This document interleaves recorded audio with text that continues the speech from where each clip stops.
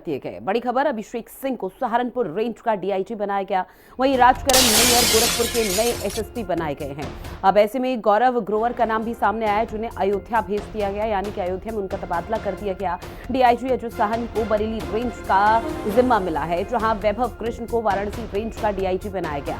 संजय कुमार मुजफ्फरनगर के एसएसपी बने हैं, जहां अनूप कुमार को फतेहपुर का एसपी बनाया गया। साथ ही ब्रजेश कुमार श्रीवास्तव को इटावा की कमान सौंपी गई है, जहां राजेश कुमार को कौशाम्बी का एसपी बनाया गया। धवल जायसवाल को गाजियाबाद कमिश्नरेट में तैनाती कर दी गई है। संदीप कुमार मीना को संत कबीर नगर का एसपी बना दिया गया। एक बड़ी जिम्मेदारी उनके कंधों पर सौंपी गई, जहां लक्ष्मी निवास मिश्रा को गोरखपुर का एसपी रेलवे बनाया गया है। तो ये वो नाम, ये वो सूची आपकी टीवी स्क्रीन के माध्यम से आप तक साझा कर रहे हैं, जहां आपको बता दें कि तकरीबन 14 अफसर हैं जिनके यहां पर तबादले कर दिए गए हैं। हालांकि आने वाले समय में और भी तबादलों की सूची सामने आएगी, क्योंकि कार्यप्रणाली में किस तरह से और बेहतर सुधार लाया जा सकता है, उसको लेकर ये एक बहुत बड़ा कदम माना जाता है। और ऐसे में राजकरण नैयर गोरखपुर के नए एसएसपी बनाए गए हैं। और मेरे सहयोगी विक्रम राठौर हमारे साथ जुड़े हुए हैं फोन लाइन पर। विक्रम, चूंकि देखिए एक बार फिर से 14 अफसरों के तबादले कर दिए गए, और इनमें से जिन जिनके तबादले गए उनको कौन कौन सी बड़ी जिम्मेदारी सौंपी गई है? देखिए, बिल्कुल साफ तौर पर प्रशासनिक अमले को मजबूती से चलाए जाने के लिए लगातार जो आईएएस आईपीएस ट्रांसफर किए जा रहे हैं। इसी क्रम में कई ऐसे अधिकारी हैं जिन्होंने अपनी अपनी जगहों पर बड़े स्तर पर परफॉर्मेंस दी, और ऐसे में उनका जो कार्यकाल है, जो उत्तर प्रदेश सरकार की ट्रांसफर पॉलिसी, उसके तहत जो समय समाप्त हुआ, उसके तहत ये ट्रांसफर बड़े स्तर पर किए गए।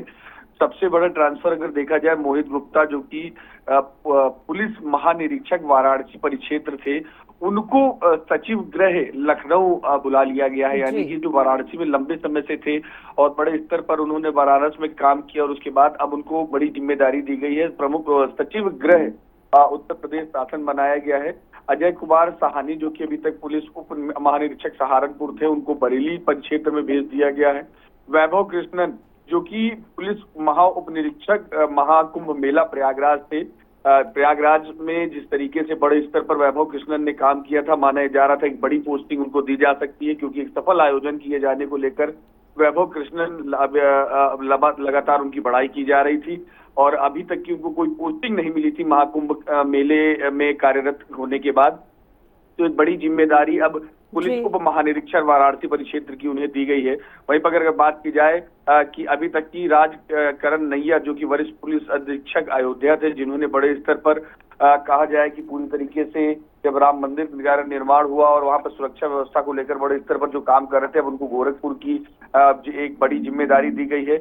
और वहीं पर डॉक्टर गौरव ग्रोवर जो कि गोरखपुर के वरिष्ठ पुलिस अधीक्षक थे, उनको अयोध्या की जिम्मेदारी दी गई है। तो ऐसे कहा जाए कि ओवरऑल लगभग 14 आईपीएस हैं जिनका ट्रांसफर किया गया, और खास तौर पर कारण सिर्फ ये कि बड़े स्तर पर अपने अपने क्षेत्रों में जिन्होंने काम किया है और समय पूरा होने के तहत उनको दूसरी जगह पर पोस्टिंग दी गई। बिल्कुल, देखिए एक नई जिम्मेदारी यहाँ पर तमाम आईपीएस अफसरों के कंधों पर सौंपी गई है। विक्रम, इस बीच पिछले कुछ समय से अगर जिक्र किया जाए तो तबादला एक्सप्रेस लगातार यहाँ पर उत्तर प्रदेश में देखने को मिल पा रही थी। इसी के चलते क्या ये माना जाए कि आगे और भी यहाँ पर कई अफसरों के तबादले हो सकते हैं?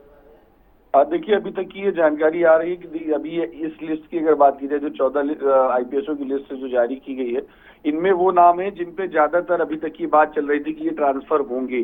क्योंकि वैभव कृष्णन की बात हो जाए, चाहे राजकरण नैयर की बात हो जाए, गौरव ग्रोवर की बात की जाए, या संदीप कुमार मीना की बात की जाए, ये सभी लोग ऐसे, मोहित गुप्ता की बात की जाए, जो अपने क्षेत्र में लंबे समय से काम कर रहे हैं और इनको दूसरी जगह पोस्ट किया ही जाना था।